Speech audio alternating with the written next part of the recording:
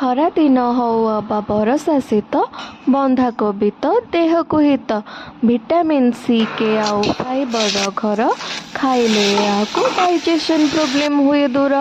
आंठु Ganti heart रोग को दूर करी विटामिन आउ मिनरल्स को रखुची धरी उच्च रक्तचाप को धीरे धीरे कमाए नितिदिन जे बंधाकोबी खाऊए एते हितकारी परिबा को दूर करी होइबा कि आमे रोगरु पारी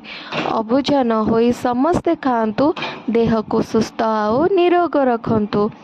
जो माने मो चैनल रे एमती एमती वीडियो देखिया को चाहउचंती से माने दयाकरी मो चैनल को सब्सक्राइब कर दियंतु ताकि नुआ नुआ वीडियो नोटिफिकेशन आपण माने पाई परिबे। आउ जो माने मो चैनल रे ये बनी जाइथिबा बंधाकोबी परोटा को देखिकी खुशी होचंती घरे जल्दी जल्दी बनातु आउ निज फ्रेंड फैमिली सहित शेयर करंतु।